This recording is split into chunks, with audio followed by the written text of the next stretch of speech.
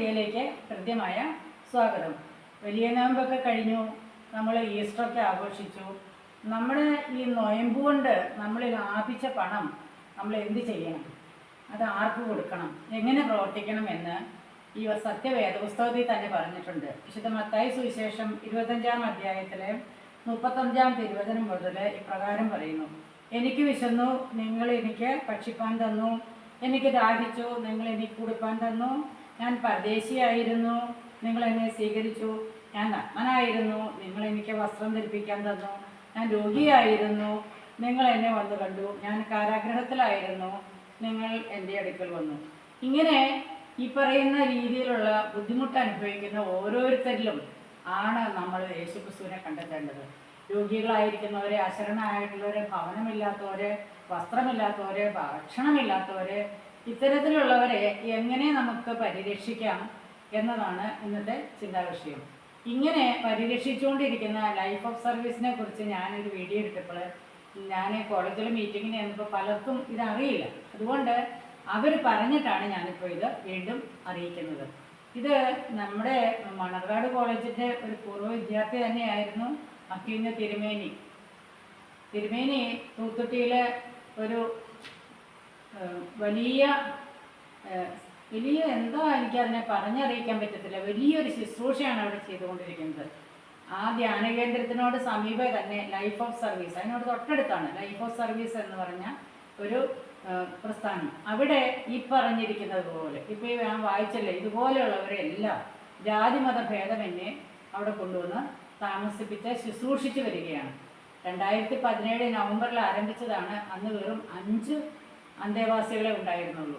പിന്നീട് അത് വളർന്ന് വന്ന് ഇപ്പോൾ 57 പേര് അവിടെയുണ്ട്. നല്ല ശുശ്രൂഷകൾ ഏറ്റുവാങ്ങി ആത്മീയ രംഗത്ത് ജീവിച്ച്, ആത്മീയതയിൽ ജീവിച്ച് മരിച്ചു പോകാനുള്ള വലിയൊരു അവസ്ഥയാണ് അവിടെ. അങ്ങനെ 120ഓളം പേര് നിദ്ര പ്രാപിച്ച് അവിടെ നിന്ന് കടന്നുപോയി. ഇപ്പോൾ 57 പേര് അവിടെ ഉണ്ട്. ഈ ശുശ്രൂഷകളെല്ലാം നടക്കുന്നത് എവിടെയാണെന്ന് എൻ്റെ കൂട്ടുകാർക്ക് അറിയാൻ വയ്യാത്തത് കൊണ്ടാണ് ഞാൻ അവരോട് ഇത് പറഞ്ഞു കൊടുക്കുന്നത്.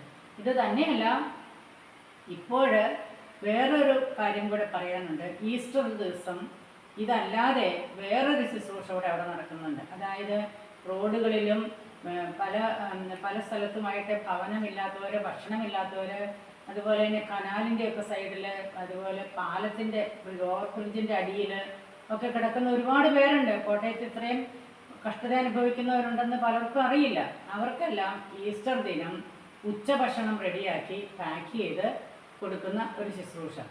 ആ ശുശ്രൂഷയിലും നമ്മുടെ ഒരുപാട് വിദ്യാർത്ഥികളുണ്ട്. അവിടെ ഈ ലൈഫ് ഓഫ് സർവീസിൽ ഒരു 6-7 സിസ്റ്റേഴ്സ് താമസിക്കുന്നുണ്ട്, സിസ്റ്റേഴ്സ് ഓഫ് ഗ്രേസ്. അവരാണ് ഈ ഭക്ഷണപ്പൊതി അർഹിക്കുന്നവരുടെ കൈകളിലോട്ട് എത്തിച്ചു കൊടുക്കുന്നത്. അവരെ ഇത് കൊടുക്കുവാൻ വേണ്ടി എല്ലാം നമ്മുടെ വിദ്യാർത്ഥികളാണ്. അവിടെ എബി എന്നാൽ ശുഭ്രവസ്ത്രധാരിയായി അവരുടെ കൂടെ പോകുന്ന രംഗം ഞാൻ നിങ്ങളെ കാണിച്ചു തരാം. ഇത് കൊണ്ടു നടന്ന് തെരുവുകളിലെല്ലാം കൊണ്ടുവന്ന് കൊടുക്കുന്ന നല്ലൊരു ശുശ്രൂഷ. അങ്ങനെയാണ് വിശക്കുന്നവർക്ക് ഭക്ഷണം എത്തിച്ചു കൊടുക്കുന്നത്. ഇതിൽ നിങ്ങൾക്ക് പങ്കാളികളാകാം. ഏത് രീതിയിലാണെന്ന് ആവശ്യപ്പെട്ടാൽ അതിന് വേണ്ട എല്ലാ സൗകര്യങ്ങളും ഞാൻ തന്നെ അറേഞ്ച് ചെയ്തു തരാം. കാരണം ഞാനൊരു 8-10 വർഷമായിട്ട് അവിടുത്തെ സ്ഥിരം ശുശ്രൂഷകയാണ്. അവിടുത്തെ എല്ലാ കാര്യങ്ങളും എനിക്ക് നന്നായി അറിയാം. ഞാൻ നന്നായി അതിന് ഷെയർ ചെയ്തുകൊണ്ടിരിക്കുന്ന ആളാണ്.